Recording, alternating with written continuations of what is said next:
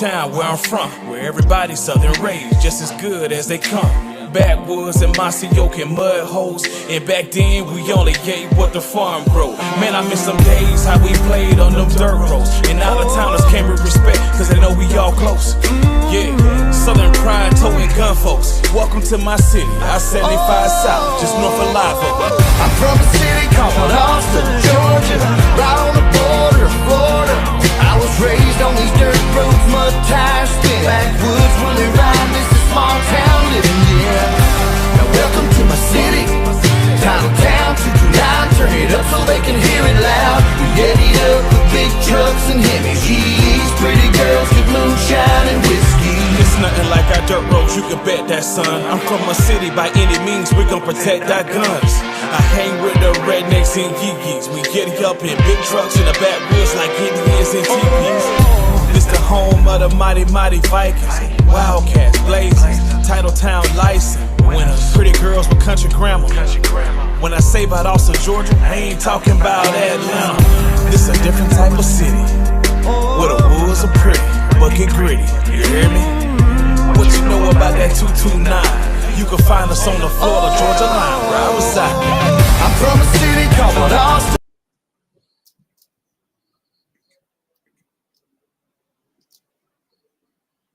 Florida. I was raised on these dirt roads, mud tires, spin backwoods, when they ride, this is small town living, yeah. Now welcome to my city, Title Town, 229, turn it up so they can hear it loud. We get it up with big trucks and Hemis, G's, pretty girls get moonshine and whiskey.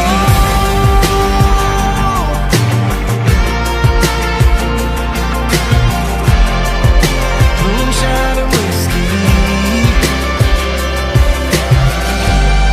Some folks really don't understand how important it is to never forget where you came from. You know, when I say Lowndes County, man, I mean Lowndes County. I'm from a city called Austin, Georgia, right on the border of Florida.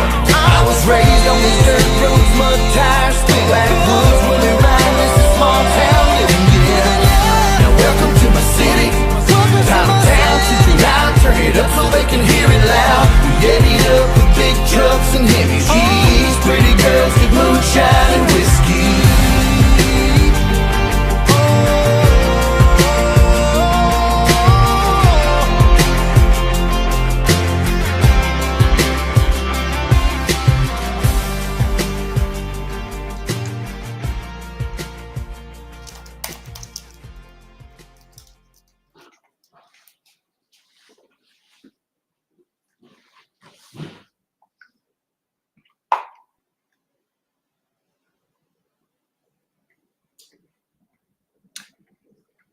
What's up, Titletown? It's Thursday night. It's time to awaken the nation.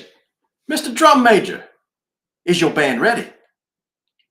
Oh, you need another second? Oh, you ready? Okay, cue up the music.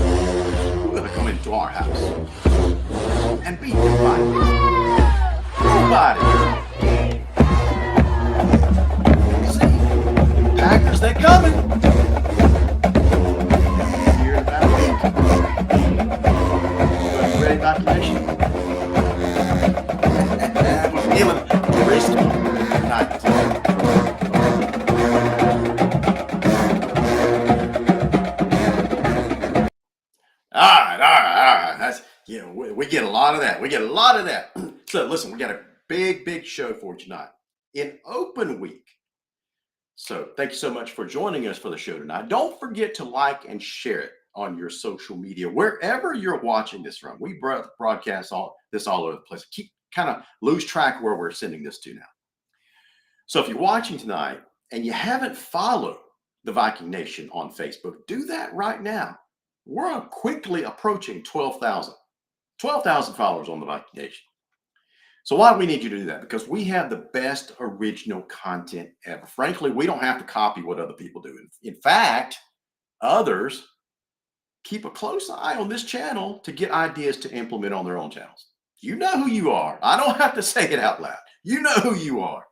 Well, regardless, welcome to the nation, one and all, including all you interlopers out there. So if you're from Ray City, you're going to have to look up that word, interloper. That's a good word. Listen, good news for you tonight to report. The 9th grade Vikings have defeated Tift County 36-20. And we're going to make it a clean sweep. The JV defeats Tift 41-6. Yeah, so the 9th grade comes to Martin Stadium and walks away defeated. And the JV guys go up to Tift County and they walk away with a win. How about them Vikings? Man, all we do around here is just win. We can say that now, right? Because we're 5-0. We're 5-0. Listen, there's always going to be some naysayers out there. But the fact of the matter is, we're 5-0. How does that hit you? Compared to a couple of years ago, guys. Compared to a couple of years ago, it sounds pretty good, right? I know what some of you are going to say, that some of the naysayers are always going to be naysayers, right? Some are going to say, point to the strength of schedule and this team versus that team, that kind of stuff. Now, that's going to matter. Right now, it doesn't hurt you because of the non-region schedule. But starting next year, that is going to be changing, and we'll get into that in a little bit more detail a little bit later on. So let me bring on fellow superfan, Chase Garto. Chase, how you doing, buddy? Viking Nation, what is up? What is what the Man, I'm telling you, technical difficulties. It's amazing. man, what is going on with this software? Can you hear me at least? Yeah, I can hear you. I don't know what in the world is going on with this camera stuff. Oh my gosh. Man, I got no idea. It's mind-boggling. So anyway, as long as you guys can hear me, what I'm going to try to do is try to take myself off the screen and see if that will. that messes. I don't know what the world's going on. Chase, do this. I want to disconnect you and try to reconnect. Well, we'll just soldier on because that's what we do around here, right? We'll just soldier on. Not exactly sure what's going on. That has happened for a couple of straight weeks now where we get these funky camera glitches. I don't know if it's my camera that I've got here. It's a really nice camera. I don't know why it would glitch like that. But we've done that for 2 straight weeks now, and it's starting to get annoying. It really is. You guys find it annoying, but imagine me as the host, and I got to fix this stuff on the fly. It gets really, really annoying. But with that said, listen, we're 5-0 now. And so we got to hand it to these Vikings. You could say whatever you want, but we're 5-0, right? So, we're going to get into a couple of things tonight that we've been looking at all year long. But one thing in particular, it is, I want to say breaking, but it is almost a certainty what's going to happen starting next year. So let's try this again. Man. What the heck? Man, I just went to another camera or a screen setting. So I'll just leave it like this for a while. As long as you can hear me. Can you hear me? I can hear you just fine, man. Okay, there we go. Chase, we were kind of talking Friday night on the sideline about this new playoff format. Yeah. That they're going to. I shouldn't characterize it as a playoff format. It's more of how you actually. It's almost like a power ranking system, I guess. Yeah. So how you actually identify or include teams in the playoffs, right? So Jody Hewitt kind of gave me a clue last week. Last week we kind of started talking about it, about the new what they call postseason ranking. Okay, and this is going to hit every class. It's going to hit every class, including ours. And so the new reclassification committee has been meeting off and on all year long, and they've really pretty much determined the postseason ranking, final recommendations. And I think in the next few weeks they'll be meeting with the executive committee, and once they make a vote, it's a done deal, because they're getting to a point where they got to move forward, right? So what are we talking about? So when we started talking about that last week, and Jody in particular made a comment on our comment line, and I was scratching my head like, what's he referring to? Because I'm reading over this postseason ranking stuff, Chase, and it's like, okay, so it seems like everything is still par for the course. They're just going to take the 14 from each region and power rank them based on a formula, but that's not the case at all, Chase. That is not the case. Guys, listen to me.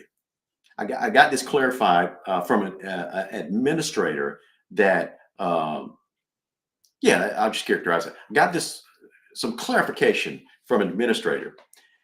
And I asked point blank, I said, so does this mean, just reading over this again, so does this mean that the only guaranteed team that makes the playoffs from each region is the region winner? And you know what that administrator said? Yes. Yes. I mean, that's the way I read it. That's from everything, from all the information you've been giving me, that's the way I would read it too. Yeah. So basically, guys, what that means when you start to boil it down, strip all the fluff out of the way, is right now, the top 4 teams out of each region is guaranteed a playoff spot, right? So then that across 8 regions, that gives you your 32 team playoff format. Well, it looks like that's going to change. The only guaranteed team is going to be the region winner. Okay. And so that means what happens to seeds 2 through 4?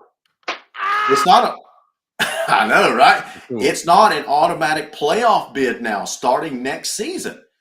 So basically you throw all these teams into a postseason ranking, and whoever's got the higher number, whoever's got the higher score gets included. And so the top 32, actually, the top, the number 1 seed from each region gets an automatic bid, right? And so that leaves you, 32 minus 8, right? So that's how many teams you have left. So what is that? 24 teams left that you're trying to get in there, and your 2 through 4 doesn't get a guaranteed bid. So how do you actually get into the playoffs if you're not the winner of the region? Chase, from my understanding, this is how it's going to go down. Every team throughout the season, that's going to be plugged into a formula, and it's basically going to be a running tally. And by the end of the season, whoever's got the most points will get in. So what does that formula look like? Guys, it's wild. It is wild. It's based on your team's winning percentage, right? Weighted winning percentage. And so what does that mean, weighted? That's pretty interesting, because if you win a game at home, you don't actually get a full point. You get like 9/10 of a point. It's worth like 0.9 points. If you win a game on the road, it's worth like, I believe it's 1.1 points. So it's slightly weighted more valuable to have road wins versus home wins, right? If you play a team that's out of state, it's just a straight up 1 point. It's not 0.9, 0.1. It's just a straight up 1 point. So that's pretty interesting. So if it were to stop there, that would be one thing, but that's only one component. That's a third of the formula. The next third, it's actually 0.35. So the next part of that formula, Chase, is going to be the winning percentage of your opponent. So from that standpoint, it matters who you play in the non-region, because if your opponent has a high winning percentage and you beat them, that helps you. Okay. Yeah. And so if it were stopped right there, that would be one thing, but no, it takes it one step farther. You know what the wildest part of this component is, Chase? It's your opponent's winning percentage. Which is crazy to me, because I mean, that's all right, you can kind of control your own winning percentage, Yeah. and you can control your scheduling to an extent. Okay, you can't control what everybody else does. Yeah, so what this formula forces you to do is to go out and schedule at least quality teams. So Because now let's say you end up playing a Jenkins out of Savannah, right? And let's say they have a high winning percentage because the teams they play, they beat them all except for Lowndes. But what this formula does is takes a look at the opponents of Jenkins and their winning percentage to ensure that Jenkins is playing a quality schedule as well. And the higher their rating, the higher your rating if you beat them. yeah, that It, I it don't takes know. a mathematician to figure this stuff out, that's for sure. Well, here's the thing. Now, what do you do if you're Lowndes, if you're Valdosta, if you're Colquitt County, uh, even if you're Ware County, Yeah. Lee, TCC? What do you do with your because your region is what it is. Yeah. What do you do with your non-region schedule? Because that's the only thing you can really control. You're exactly right. So TB has a question. She says, so should we expect to see more away non-region games? Well, not exactly. You're rolling the dice because it's the game. The winning percentage slightly favors your away wins, but not by much. It's 0.9 versus 1.1. So you're kind of rolling the dice a little bit. So what that means is, let's say, Chase, that the fifth team in our region plays a tougher schedule.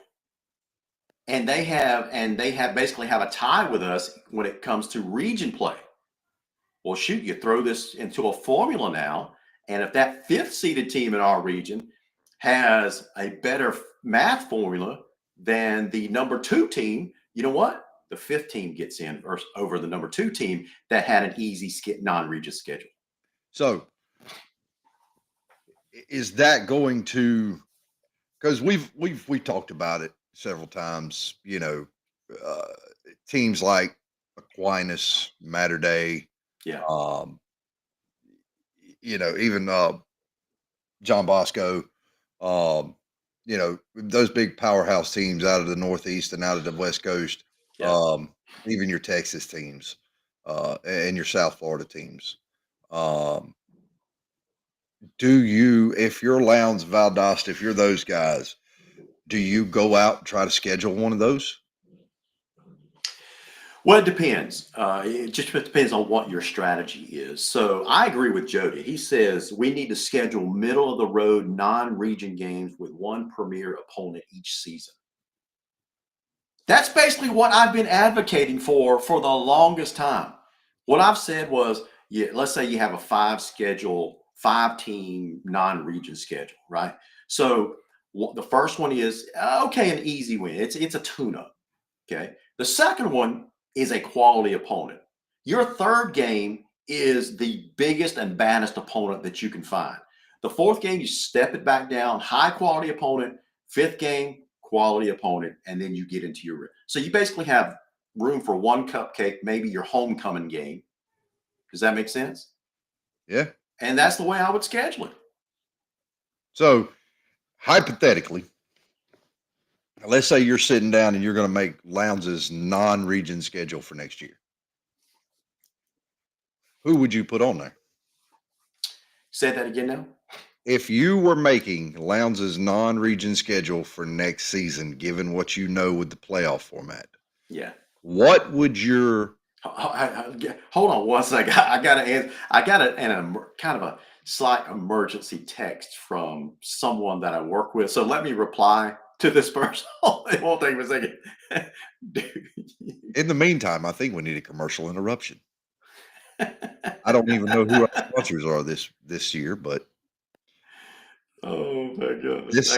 I can't believe that happened. By the great fans at Lowndes High School. There you go. I appreciate you stalling for me. That couldn't be it. That couldn't be it. So Gary West says, so means you have scheduled least cupcakes and more good, decent to elite teams. That's a great summation, Gary. That's basically what it comes down to. So let's say hypothetically, you're in charge of making Lowndes' schedule, non-region schedule for next year, LG. Yeah. Who would your premier opponent be? Man, what a great question. What a great question. I would go out and schedule someone like a Buford. Nah. Schedule a home and home with Buford. They are considered a premier team. And I agree. But here's where I draw the line with that. What I wouldn't do is I wouldn't put anybody on the schedule from 6A, from 6 or 7A, whatever they decide classification they decide to go with. I would not put anybody you may have to play in the playoffs. Say that again now. I would not put anybody on the schedule that you may have to play in the playoffs. Then Why? because then you're showing your hand, and they know what to expect. Well, I guess that's a good point. If you're Lowndes, why wouldn't you go schedule a Milton? Yeah. Somebody that you know you're not going to play, but is considered a perennial powerhouse. All right. So would you consider so let's put that on hold for a second, because Jason Anderson's got an excellent question. Jason Anderson's got an excellent question that we probably really need to answer first before we move on. And it's a common sense question. What is the reason for these changes? Anybody want to take a guess? I got a theory. I don't know the reason, but I have a theory. Yeah. So anyone, look, and Jason, to answer that question, you have to, you kind of have to talk out loud where it concerns other sports programs.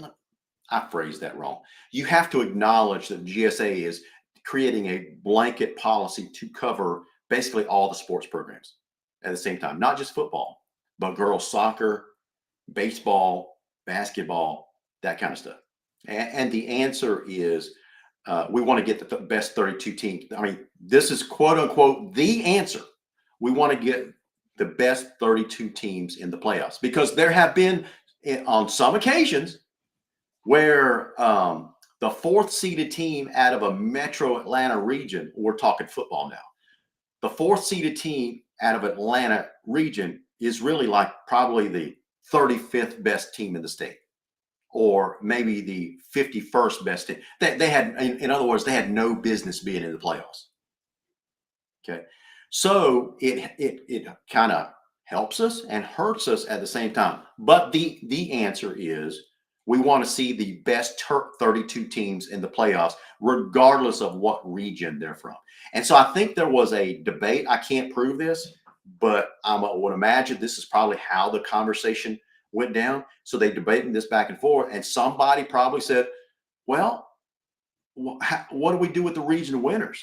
I mean, they're still region champions, so we should at least not punish them. And I think that's probably where a compromise was made, where, okay, so if you actually win your region, regardless of if you're the top 32 in the state or whatever, if you win your region, you're at least good enough to be recognized by being included in the playoffs. And I can live with that. Honestly, guys, this may sound odd, but I kind of like this plan. In the world of football, we deserve the best 32 teams in the state. If 4 of those are from our region, fine. Listen to this. If 5 of those teams are from our region, that's fine. If 6 of those teams are from our region, that's fine with me. So here's my question. And I believe in our conversations off the air, and in our thread or whatnot. I believe I asked this. So in Class 6A, okay, as it stands right now, I think personally, this is just me, I think they would need to establish 4 overall number 1 seeds. Yeah. Okay. And that way you get kind of so we've seen the bracket. Oh, You got one up here, one up here, one up here, one down here. All right, and it's going to eventually culminate in an Elite Eight, Final Four type format. All right, so if you establish, stick with me. If you establish your four number one teams, that's your four number one teams on each side of the bracket. Okay, then you lay out your rest of your teams based Okay. upon that. All right, and now, and you could make it into a big, huge broadcast on GPB. Yeah. You could call it, well, what college football calls it, Selection Sunday, whatever. I have an answer for you. You're actually going to get your wish. Oh, really? Okay, so in this format, 1 through 32, they're not going to say, okay, these are the top 4 teams, and they're going to be so by default, it's going to be set up that way because you have teams 1 through 32, right? So Yeah. the first 4 teams are probably going to be put in the 4 corner brackets. Yeah. Okay. And then you'll fill it in from 1 plays 32, 2 plays 31, so forth and so on. Okay. Hey, this sets up to be really interesting, and I'll tell you why. All right. I know the fans out there probably thinking, "Oh man, this makes no sense." Think about it in NCAA March Madness format. You got bracket challenges. You've got all kind of chance for all kind of stuff. I mean, it really is almost a gift for fans Yeah. because usually when me and Larry are doing picks and stuff like that, we kind of got an idea of who's going to be what. Now, in this format, you may have a Buford that's taking on, it's going to get down to the Elite Eight. Yeah. But you may have a Buford that's taking on a number 1 seed Grayson out of a different bracket. It opens up a world of possibilities to games we wouldn't normally see. That's right. So, I mean, it's. Do I agree with it? Probably not. But do I agree with the format on how to establish it? No. But I like the idea. Yeah.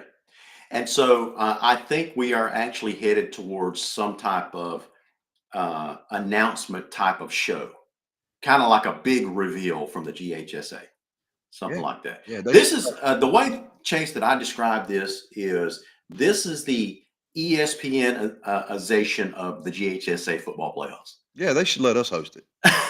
Absolutely, man. Absolutely. Now, Sharon Hemp's got an excellent question. Sharon, I love this question. I'm going to throw it up on the screen. I think this was so good. Is there a penalty for playing teams in a lower classification? What an excellent question. Now, Sharon, I've taken a look at the formula. And to me, Jody, correct me if I'm wrong, but to me, there is no distinction in winning percentages based on classification. I wouldn't think so. So that means that if Lowndes somehow gets Clinch County on their schedule, and Clinch has a great strength of schedule, and Clinch's opponents have a great strength of schedule, then that counts in your favor. But what's the chances of that happening? So the lower in classification you go, in my mind, mathematically, the easier the competition gets, not from that team's perspective, but their opponents. Does that make sense? So Clinch may be the tops of their classification, but chances are they're playing similar size schools, and there's only so many Clinches out there. And so that's why their opponents matter as well, or I should say their opponents' winning percentage matters as well. So the lower in classification that you play, the higher the chances of you being penalized for it because of the other components of that formula. Now, I honestly think, now that you've said that, I honestly think this kind of benefits Lowndes a little bit. The reason I say that is, think about all the good, really, really good lower classification teams you have down this way. Yeah. You've got Brooks, you've got Clinch, you've got Ware. Yeah. You've got, I know Fitzgerald's having a rough year. They're trying to figure some things out. Fitzgerald's normally really good. Worth County's really a really good program at this point. You've got you've got Houston County. Yeah. I would really like to see, I'll be honest with you, Larry. I'd really like to see, and I correct me if I'm wrong, and I'm pretty sure there's still a partially decent team, Northside Warner Robins. put Northside Warner Robins back on the schedule, put Ware County back on the schedule. And I know Lowndes fans, y'all gonna be up in arms with me. Y'all gonna want to try to fight me over the whole Ware County comment. Listen, Ware County's got a good program. They win. And their winning percentage is usually pretty good. And they do play some tough talent. They do play some tough opponents. And now, I would go out if I was picking the schedule. My premier team, go out and play Duncanville. Go out and play. Go pick a fight with St. Thomas Aquinas. So I will tell you this. I think I've told you guys I do a different type of podcast format where Joe Mamone and we interview some of the premier head coaches across the country, different high school football programs, like the coach from Modern Day.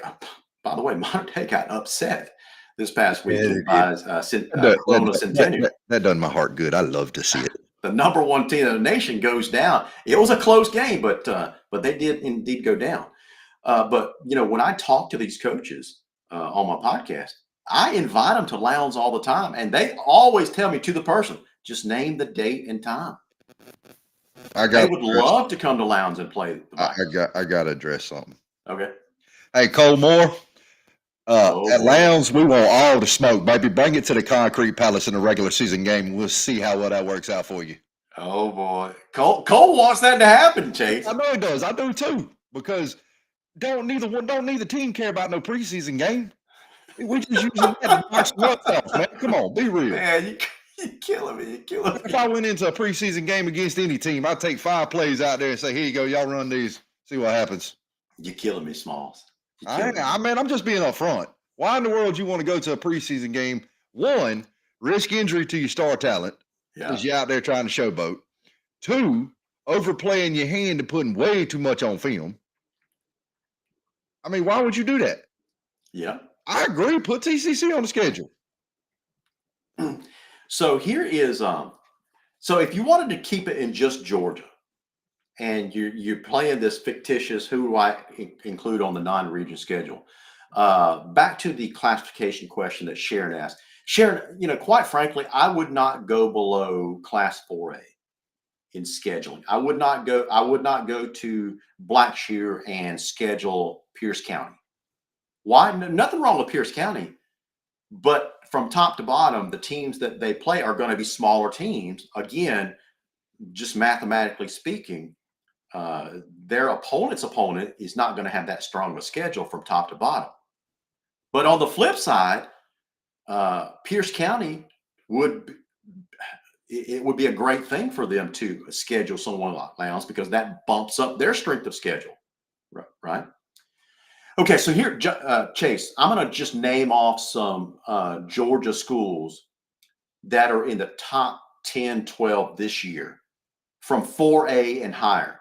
And y'all tell me in the comments here, y'all tell me which teams that would you love to see on a home and home. And I'm going to preface that, we're Lowndes. We're always going to try to stack the deck as far as having as many home games as possible. But in an ideal world, starting next year, you're going to be rewarded with more points, slightly more points if you have an away win, right? Okay, so with that said, let's assume for a second that we'll make it a part of our non-region schedule, do home and home schedules. Okay, so here are some teams in classes 4A through 6A that are in the top 10 in classes 4A. How about Benedictine? Benedictine's got a good program. They do. Benedictine went to Moultrie this year and almost beat. I mean, they needed another walk-off miracle field goal. Oh my gosh. Okay, so you got Benedictine, you got Ware County. I would love to see a Blessed Trinity down here. So some viewers tonight are saying, who the heck is Blessed Trinity? If you're in 4A, you know who Blessed Trinity is. Yeah, they are loaded year after year. They're a smaller school, but they, it's one of these private schools, and they have a lot of elite athletes that attend that school. I'll just say the word. I'll just phrase it that way. They transfer in. They transfer. Listen, Creekside beat DeSoto, Texas. Yeah, beat them like they stole something. 70 to something, man. Yeah, Oh my yeah, it gosh. was a little lopsided. Yeah. So, Maurice Dixon, he's the head coach of Creekside. I talked to him on a podcast a couple weeks ago. Man, he would love, he and Adam Carter go way back. I would love to see a home and home with Creekside. That would be a great opponent, right? And so you have teams like North Oconee, of course, Thomas County Central, the number one team in Class 5A. You have Hughes, Langston Hughes. How about a home and home with Milton or Houston County? That's just right up the road, right? So then you jump to 6A. You could have a home and home with North Gwinnett. How about them dang McEachern Indians? We owe them one. Right? Yeah, we owe them a little get back on that one now. Yeah, that's exactly right. How about Carrollton? Or, well, that kind of violates your rule. I call it the Chase rule, where you don't schedule someone in the non-region that you might meet in the playoffs. So that might exclude a lot of teams in 6A. You don't want to. I mean, let's be honest. I mean, why would you want to jeopardize that? Well, you're talking about for the sake of getting things on film, showing. But listen, you're going to tip your hand anyway, because they're going to have access to your film on the other 9 games that you play. Yeah, for sure. All right. So what about national teams that you'd want to come into Lowndes? So remember, out-of-state teams is just a one-up. Just a one-up. But if you schedule these prominent powerhouses, they do one thing.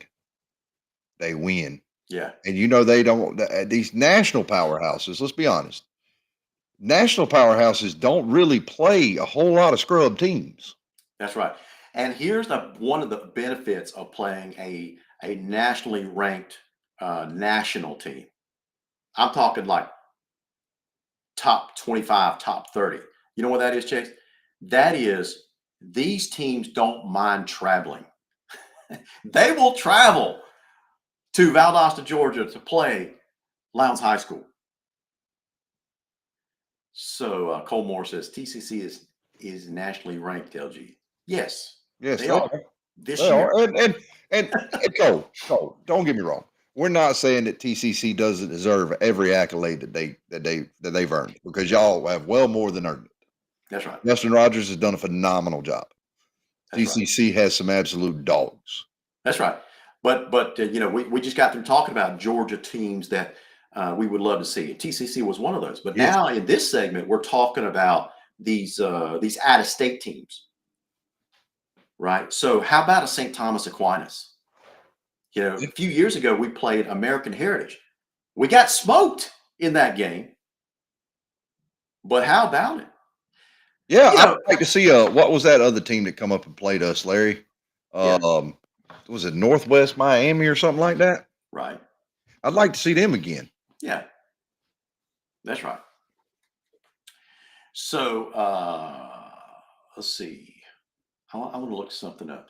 Okay, so Thomas County Central, Cole's on this Thomas County Central kick. Okay, so I tell you, Cole's kind of picking up on something that I said a little bit earlier. I said, these national programs that are top 50 and higher. So Cole, I want to remind you that according to most of the national ranks, like High School Football America, Thomas County Central is ranked 75. And in USA Today, they're not in the top 25. In Max Preps, they are number 55. So TCC's got a good program, but I'm excluding them from this part of the conversation because they're not in that top 50. That's the only thing. It's no disrespect to Central. I'm just including the top 50 out-of-state opponents. Okay, so St. Thomas Aquinas would be a good one. I would love to see American Heritage come back. Okay.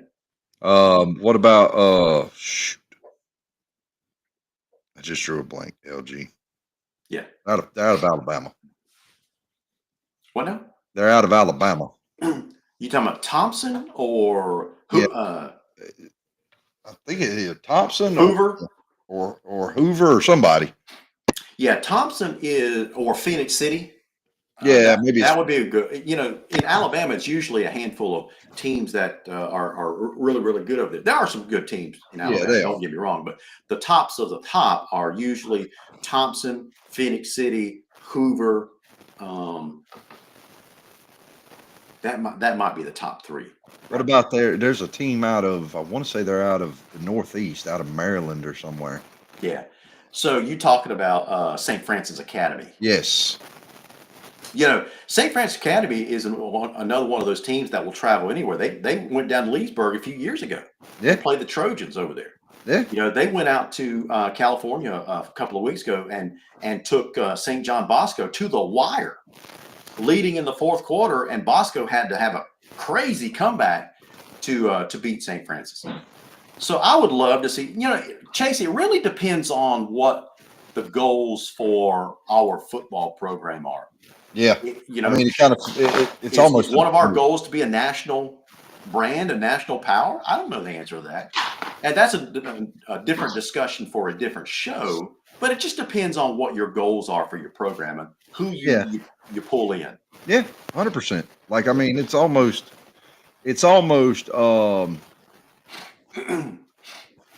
But you got to think about it in the realm of. I actually like that idea, Travis Hart. Not gonna lie. De La Salle. Yeah, I actually like that idea. That's a well-known program that wins. Yeah. So Jody's right. Just bringing us back to reality. There's value in scheduling these high-profile teams, but the formula is the formula, right? If you lose, you lose. Yep. What is that noise? I have no idea. Let me see. I hope it's Is that on my end? I think Armand's trying to connect. That sounds like something Armand would crazy do. He might be trying to go audio only. I'm not sure. Armand, you with us? Yes, sir. Okay. You got your earphones in to cut out that background noise. Look, I got my earphones in. I hear you telling me that's Armand. That was not Armand. That was happening before I even got in there. Oh, okay. So it's either me or you, Chase. It's probably the ghost that follows me around everywhere. At least that's what I tell people. I got you. Not me. Listen, I've been listening, trying to get on. And I'm gonna tell you, it don't matter. De La Salle, St. Joe's, Bosco, the Academy of All-Star players. I like the Vikes by 50. It don't matter. Oh, hold on, Armand. You said, yes, sir. You said it correctly. According to one of our fans, I'll call them in quotation marks, fans out there, Lowndes by 50. But let's say it the Viking Nation way. Lowndes by 50. Lowndes by 50. You heard me. You know who you are. That's listening to this program tonight. So anyway, okay. So Anderson says, what happens when a number 5 team loses to a number 2 in region play?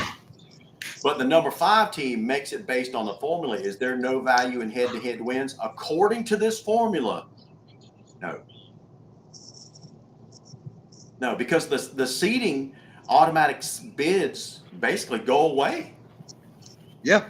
Right. So the only automatic bid, Jason, is the number 1 seed. Everybody else is at the mercy of the post season ranking formula.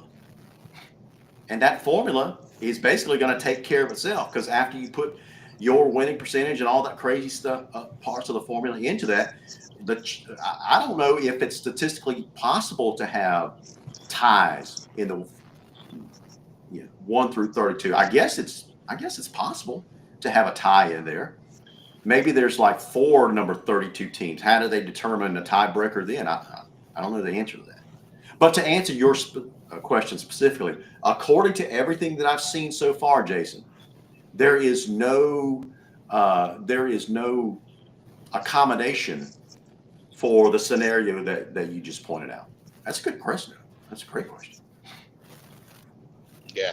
So anyway, How about them Vikings? Yeah. So the takeaway, guys, is strengthen your strength of schedule. Why? Because you can't control your region part. And if you've got I'm not talking about our region in particular, but let's say you're a Metro Atlanta team that belongs to a weak region. You can't control your weak region opponents, right? But you know what? Your region's opponents matter as well. Okay, so the region part of your schedule, that strength of schedule, also matters. So anyway, Yeah, I think I think she's right. I do think the GHSA banned IMG. from playing IMG.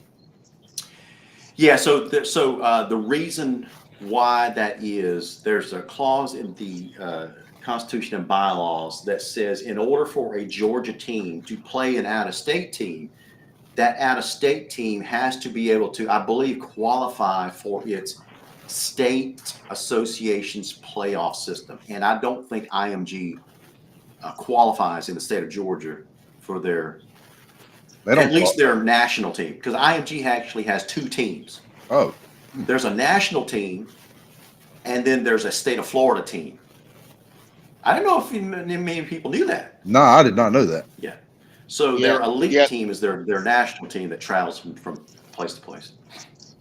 Yeah, they got a varsity and a JV. That's exactly right. So their JV basically plays their Florida schedule. Yep. But the JV for an IMG academy is still pretty strong. But all right, so Jody says the only guarantee to make the playoffs in this ranking system is to schedule quality opponents in the non-region schedule. Well, I would add to that, Jody, that you are guaranteed to make the playoffs if you win your region. Armand, I think you got a bad connection, buddy. Well, let's just mute Armand and just see. What? Okay. Can you hear me? Yeah, there you go. Now we can hear you. Yeah. Okay. Armand, say Gotcha. something again. I'm sorry, y'all. I'm sorry, y'all. I'm okay, traveling, man. so I'm trying to get in. Ran into a little dead spot, and listen. The only way to guarantee to be in is to win your region. That's exactly right. That's 100% it. That's it. All right, so guys, let's talk about something here, and that's we talked about the playoff system next year, and we've got some leeway to do that on this week's show because we've got an open week. There's no opponent to talk about next week. So on next week's show, it's going to be all Colquitt County Packers. Okay, that's going to be the first region game. It's going to be in the Concrete Palace. But guys, let's spend a few minutes talking about this past week where we had a pretty big win over a quality opponent in the KO Longhorns. Would you both agree that when that team stepped on the field during the warm-ups, they looked the part of a good team? They really did look the part of a good team. They had athletes, they had size. During warm-ups, they looked really, really good. Unfortunately, everybody looks good until kickoff. Everybody got a game plan. Everybody undefeated until kickoff. Everybody got a game plan until somebody get punched in the face. Woo. And unfortunately, by the time we got done with Kale, they looked like they had been in a boxing ring with Muhammad Ali. Because we punched them in the face and just kept punching. Man, oh man, you're not kidding, man. You are not kidding. So, I got a question, LG, and I know you got the stats. I know you got the stats. I want to know what Area Lowndes look like. What now? 187 yards. Man, Armand's been doing his homework. Ain't no way. Yes, man, way. 187. Y'all quit cheating Area Lowndes.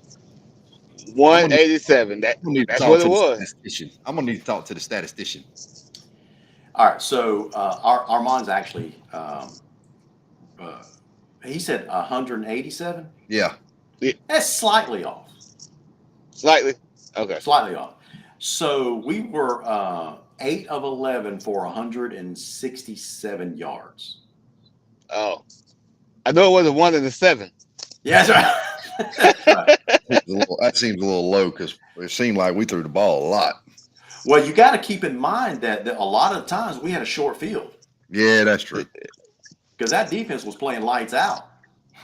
Like I keep telling people, man, you don't want to run sideline to sideline on us. You don't. After 5 games, we had two pretty quality opponents in Manatee and Kell. One of the other non-region opponents actually turned out to be a pretty decent opponent, right? So Central Gwinnett was a pretty good opponent.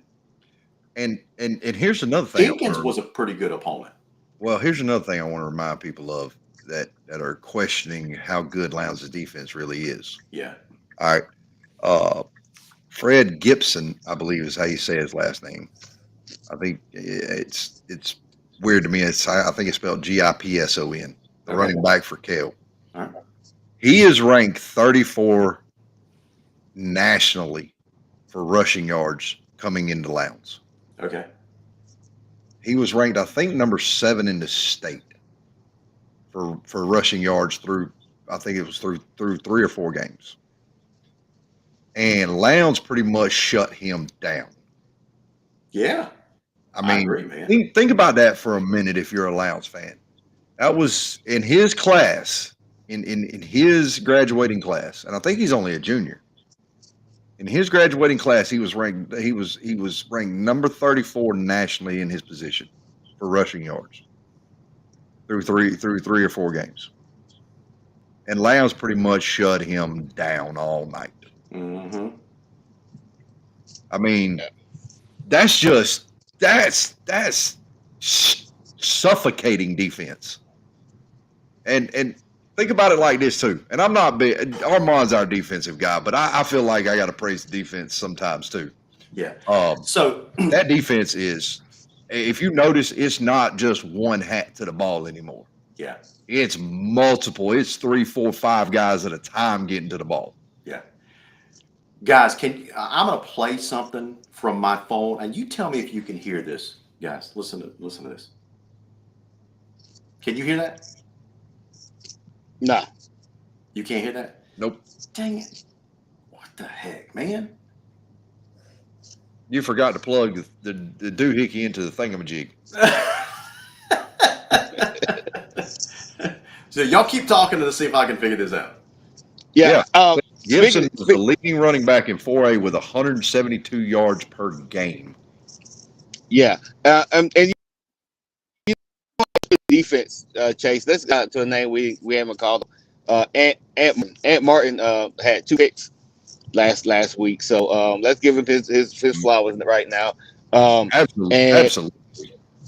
Yeah. And also, just to think about the defense. Defense is they're flying around to the ball, not giving up many points. I think we've only matter of fact, the defense had a shutout. That touchdown was a pick 6, was a result of a pick 6. So what more could you ask for?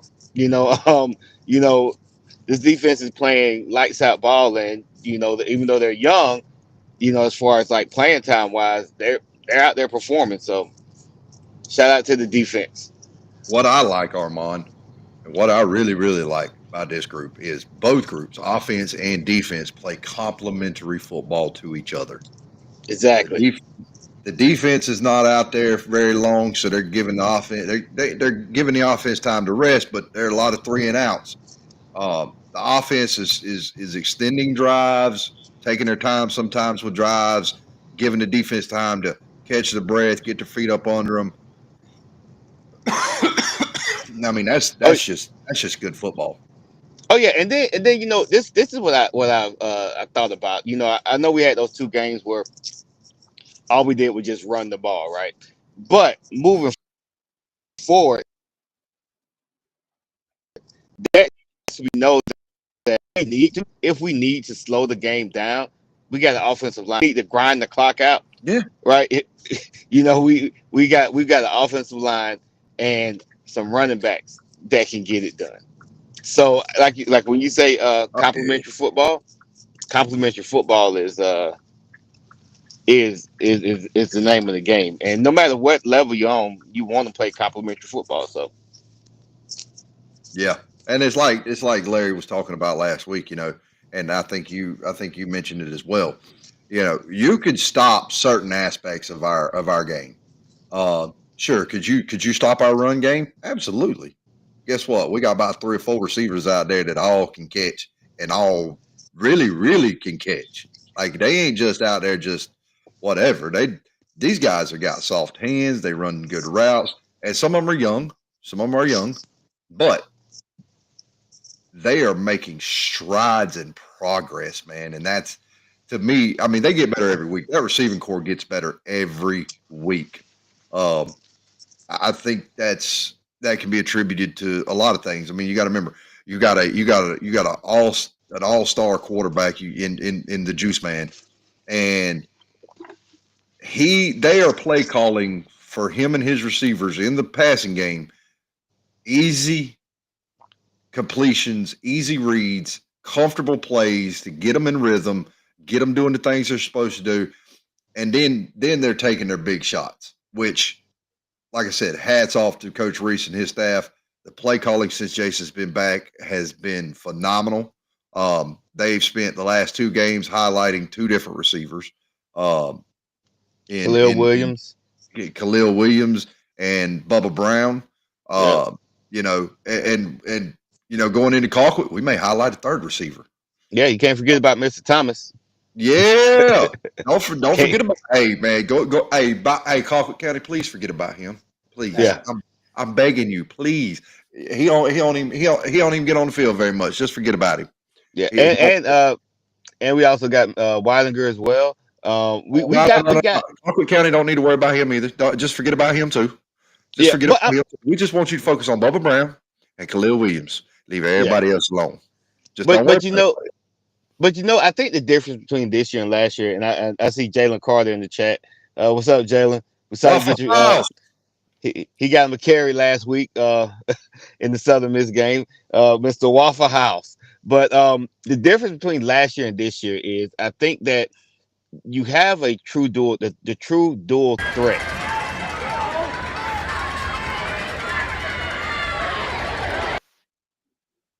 Big bomb. I don't know what the heck happened there. I don't know. It was good. It was good video, man. Great video. All right, let me replay it again. Y'all check this out. This is Jace to Artavian. Check this out.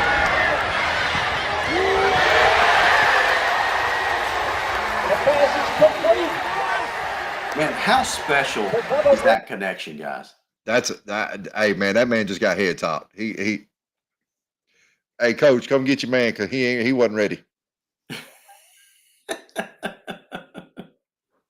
Hey, honestly, I'm gonna give Jalen, I'm gonna give Mr. Waffle House his credit because that looked like that catch over the top of that poor Valdosta safety last year. Absolutely, man. All right, so listen, this is my last attempt at this. Can you hear this? Can you hear it? No. Nope. What the heck, man? More weapons. Yes, we just keep refilling the quiver. So what I'll do is, what I attempted to play was the audio interview that Armand had with head coach Adam Carter after the game against Cal. He asked him a pretty good question about the defense, how they've matured, that kind of stuff. So, guys, what I'll do is I'll post that on the Viking Nation Live so you guys can hear that because it's worth hearing. I got it, LG. Hold on. Okay. Let me find it here. We have way too many conversations going in our chat. I know, right? They don't understand. I mean, we got way too many. I think this is it. Hold on. I hear it. Let me check. Hold on.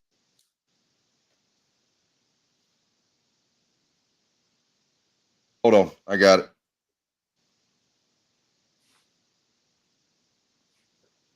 All right, Coach. Congratulations on the great win.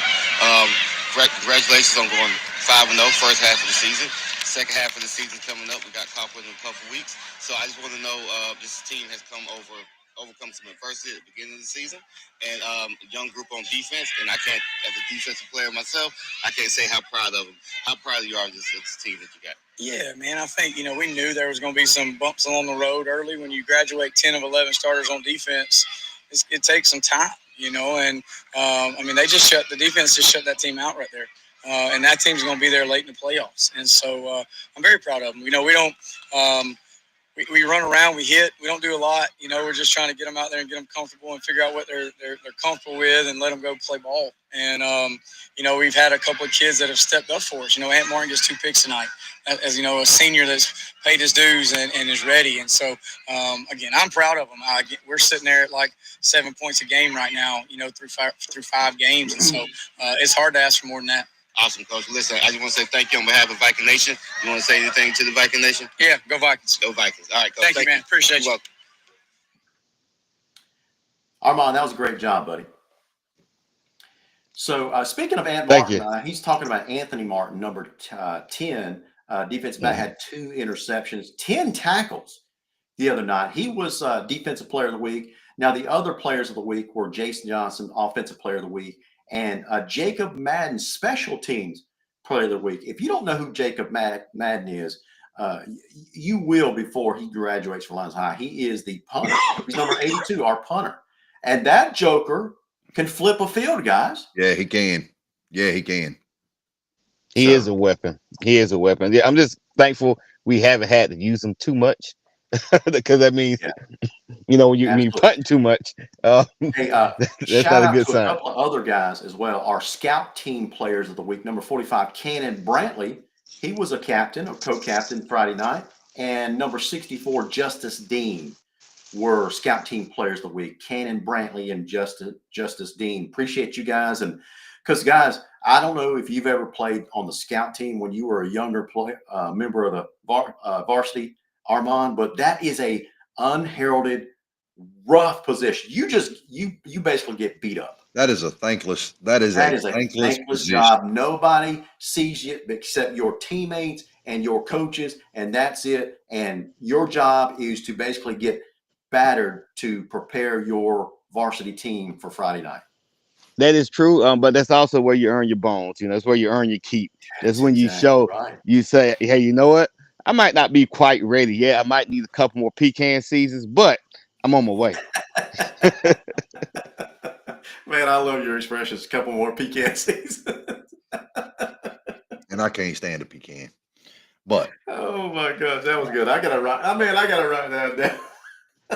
Hey, look, that's what my uncles used to tell me. They say, "Can I go now? You need a couple more pecan seasons before you can go with us." So now that we got a couple of weeks to prepare for Colquitt County, I want to issue a challenge. To the Here fans. It comes. To the fans. Bring it, man. I want to hear you say this. Bring it. Viking Nation, every fan within the sound of our voice who plays this video back, whatever, there are 14,000 seats at the Concrete Palace or close to it. That place. 12,175. How many? 12,175. That's close enough. We'll call it 14. And I'm including the band and everything like that. Yeah. So that place in 2 weeks. Well, not quite 2 weeks. What we got, Larry? About 9 days. Yeah, next Friday. Yeah. I want that place packed to the gills. Yeah, man. In crimson and white. Mm-hmm. I want y'all loud. I want it to be like it was when Adam Carter brought the Grayson Rams down to Martin Stadium. Gosh, was that loud. And the Grayson Center, and I quote, said it was so loud he couldn't hear the snap count from his quarterback. That's how loud it was on the field. Yeah. Imagine what it was on the sidelines. Yeah, Jody said he wanted to know who's smoking the pig for tailgate next Friday. By the way, me and Larry would like to know that as well, and so would Armand. That's and right. Because we want to know, do we need to bring our own plates, our own barbecue sauce, or are you providing? Yeah. Listen, I'm volunteering a guy named Obadiah Farley You guys may not Am I know froze who again? this name is, but he is a TCC super fan along with Cole Moore. And, those two guys kind of like to hang out with us on the Viking Nation Live on Thursday night. So, Obadiah, if you guys don't have a game next Friday night, I Yep. think Cole Moore and Obadiah Farley should come over here and lead the tailgate because we have one common enemy. We both cannot stand the Colquitt County Packers. So Man, you might as well come on over, guys, and help us beat those Packers. Hey, we're gonna help the Packers pack back up and pack them on back to Moultrie. That's what we're gonna do. That's what we're gonna do. Hey, Moultrie fans, y'all remember all that smack y'all was talking last year? Oh Lord, And behind that fence. Oh yeah. Hey, I ain't forgot. I ain't forgot. We gonna remember that, and I promise you, all them guys who were juniors and sophomores last year on that team, they ain't forgot either. You're just giving them bulletin board material, right? Because they scouting this program. Hey, Colquitt, if y'all can hear me, I'll print it out. I'll come over there and say it in your locker room. I ain't scared. Listen, this is where I say the preceding message is not endorsed or. But they are solely the thoughts Every Viking of Chase Garto. Hey, come on now. We from the generation of Pastor George, Pastor Troy, Lil John and the East Side Boys, all them. We ain't never scared. Nah, we ain't. But you know what? I think it's gonna be good. It's gonna be a great game. It is gonna be a good game. This game is always intense. And I don't think they need any more. I know our guys don't. They know what happened. Nobody. What you're saying at this point, neither one of these teams need bulletin board material because this has become a full blown, intense rivalry. Guys, has it? I think I already know how you're going to answer this. Is this rivalry that Lowndes has with Colquitt grown to more intensity than the Valdosta rivalry? I don't think so. I think it's like a step below it, right? Okay. Just a step below it because you have the fact that hey, we might play Friday, but we're gonna be in church together on Sunday, right? So I think it's a love-hate relationship. Yeah. So like, but with Colquitt, Moultrie, man, please look. We just want to beat them. We don't care how bad we beat them. We don't care. We because we probably ain't gonna see them until track season and basketball season. But it is a very intense rivalry. I mean, it ranks up there. That's like asking Georgia, what's the bigger rivalry? Georgia, Florida, Georgia, Auburn, Georgia Tech, Georgia Tech. It's like that. And so and I think it's like that between the three schools. We are each other's biggest rivals. That's so right. And it's I call it the Bermuda Triangle or the Triangle of Death because Jody says negative Ghost Rider. The pattern is full. Like no way is that rivalry as intense as but I think if you combined Lowndes and Valdosta and their hate for their rivalry with Colquitt County and Colquitt County's rivalry with both of these schools, I think because Colquitt hates anything from this direction. Yeah, and then when you think about it, like the path to the championship has always come through Lowndes, Valdosta, Colquitt. No matter what order it was, as long as we've been in the same region, those have always been historically more often than not the top three teams in the region. So, the best it's the best playing the best. Yeah. So I agree with what Wilbur's saying. So this is where Chase and I kind of diverge, right? So Wilbur says smart fans and coaches always tend to be low key, letting sleeping hogs lay. No, Chase is like, no, let's call them suey hogs. Nope, turn the dogs loose and let them eat. Sweet. Let's call them. Just call them. Hey, turn them dogs off like we used to do over there in the Flatwoods in Eccles County and Clinch County. Turn them dogs loose and let them go. Yeah, I hear you, man. Listen. But it's been some. I can remember with Colquitt when they had Reggie Sampson way back in the day, all the way up to every player that's come through there. They have had some great players who went on to to play in the league and play What's his name? He started at running back from Colquitt. Can't remember his name for Georgia. But they got some great players to come through there, and they always tend to have talent. They always seem to be big up front, and it's always a tall task. But I just think our Vikings, I think we got their numbers, and I know everybody talking about Jay Lamar. Listen, they've been playing against Jay Lamar since they was in the 6th grade. They know about Jay Lamar. Ain't nobody forgot about him. And so I think I trust the coaching staff to devise a game plan to slow them down because you can't stop them. You can only contain them, hope to contain them, and to keep the ball away from them. So I can't wait till next Friday, So, man. Armand, I think you're talking about a player named, was it Dejon? Dejon, Edwards? yeah, yep, Dejon Dejon. Edwards, yeah, Dejon Edwards. yeah. Listen, as soon as he put on that UGA jersey, I became a big Dejon Edwards. So because yeah. he put on a dog's jersey, all things are forgiven, huh? Well, not what Yeah. he did in a Colquitt gray poupon and black. Well, I can kind of understand because I remember what Cromar and all them was doing to everybody else and some of the teams that I actually like. So once he put on that Florida State jersey, it was all good. All's forgiven. Forgiven. Just like the tight end from Colquitt, just like the kicker. All's forgiven once you put on that Florida State jersey. That's right. Yeah. Well, guys, we're going to wrap it up. We'll talk a little bit more about this next Thursday night, but we owe Colquitt County one because they've had our number for 3 straight years and 4 out of the last 5. Mm-hmm. Right. So we owe them one. Last year it came down to a field goal as clock was winding down. We lost the year before that, 52-34. We lost the year before that, 42-14. And so they've won 3 straight. They own it. So in order to beat them, to beat a man, you got to beat the man, right? So we'll talk more about that next Thursday night. So guys, it's going to be a good game, no doubt.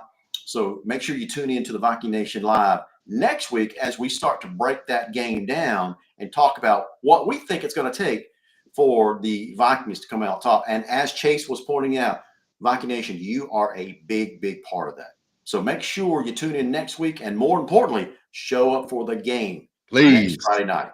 Hey, these boys have earned it. Show up, bring all the noise, all the energy. Hey, and by the way, what is it lately, LG? Because in the past, I'm going to ask this question. Okay. And this is for the fans. In the past, every time our band's got a warning, that place has erupted. I ain't heard that not once this year.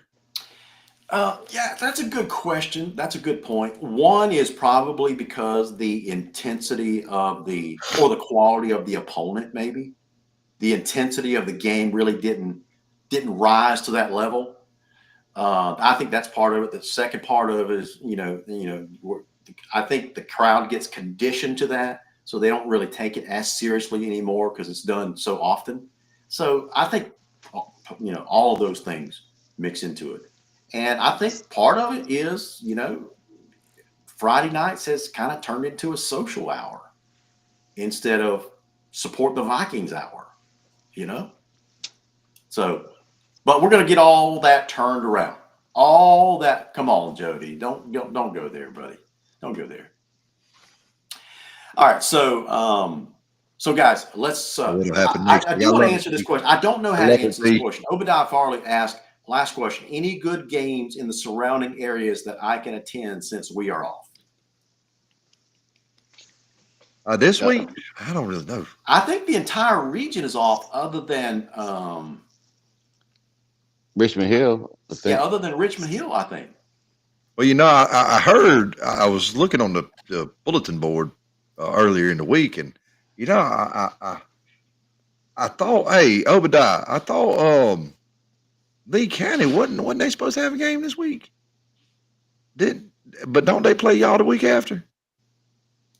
They canceled this game this week, right? because they heard they heard they was playing TCC. Is that did I say that Man, right? why are you kicking that hornet's nest as we're signing off the air? Because I like to get TCC riled up because they hate Lee County. They absolutely hate Lee County. Can't say I blame them, but they yeah, that's some true hate right there. Yeah, the team forfeited the game, so that couldn't be controlled. That's what Hey, Armand, so for next week's show, I'm going to have a new sound effect that is basically the disclaimer. When Chase says something wild, I'm going to play the disclaimer. Got to. So, you know, we may create two different segments. One is Armand Says, where Armand just comes off with off the wall, cool sounding stuff. And then the Pat McAfee hour, where Chase just goes off. Oh man, the stuff I want to say sometimes, and Larry will tell you, oh man, it'd warp your mind. You know, there might be a good game up in Coffee County tomorrow night where Coffee takes on Daytona Mainland. So if you don't know, Daytona Mainland won a state championship a couple years ago. So I don't know how good they are this season. Veterans takes on Warner Robins tomorrow night. Valwood travels to Tallahassee to take on North Florida Christian. Yeah, there's a lot of off games this week. So that's a really good game. North Florida Christian. Other games are away games. My Berrien Rebels are, I believe, off this week as well. Yeah, I'm kind of disappointed in that. I was actually hoping to go to LG. I'm earning some brownie points here. I was actually hoping to go watch a Berrien County game on our off. Yeah, man. I really was. Man. You know, something I did this year that I haven't done in a long, long time. I joined the Berrien Touchdown Club this year. I am so fired up about Jackson Dean. And if you guys don't know, Jackson Dean was an assistant coach at Lowndes. So there's that Lowndes connection. Did you know that Dipper Davis also helps out Berrien? Yeah. Dipper Davis? William Davis. Yeah. Armand, wasn't he a former offensive coordinator? Yeah, he was offensive coordinator when I was there, and then I think he took a job at maybe Worth County. I'm not sure. Or I know he had a head coaching job somewhere when he left Lowndes. But yeah, Coach William Davis, man, I can tell you awesome stories about Coach Davis. They were like, what? But whenever I see him, he still greets me the exact same way he did all those years ago. So, and I think it's been a little while since I've seen him, but he's such a good man. And shout out to Coach Davis. That's right. Travis, me and you going to talk after this show. Listen, Travis, if I were drinking coffee when I saw your comment, I would have spit that coffee all over this microphone. Did you guys see Travis Hart's comment? Travis Hart said, Chase is the Temu Pat McAfee. Y'all get off, boy. Y'all leave Chase alone. Oh my gosh, that was hilarious. Oh, I can't stop laughing. Temu Pat McAfee. Man, come bro. All right, guys, listen, here's another good one. Pierce County is hosting Brooks County. That should be a good game. Cook is going to be up in Osceola at Irwin County. That should be another good game. Let's see. I think those are the closest ones. Now, if you Fitzgerald is going to be over in Sylvester taking on Worth County. Valdosta off or Valdosta playing tomorrow? Valdosta is off tomorrow, I believe. Okay, so both Valdosta and Lowndes are off. So if you're looking to go support the local boys, Tallahassee's only about an hour and 15 minutes, give or take. Go support Valwood. They're playing against a good North Florida Christian team. Yeah, that is a really good team up there. Yeah, it is. That's a really good program. And go down there and support the Valwood Valiants. Absolutely, man. All right, guys, listen. It's approaching 8:30, and this good old boy is hungry. Man, so I gotta go. Anyway, listen. On behalf of Chase Garnto, Armand Rashad, I'm Larry Godwin, your Asian redneck, and you guys have been watching another crazy episode of the Viking Nation Live. God bless every single one of you. And as always, go Vikings. Go Vikes. Go Vikings.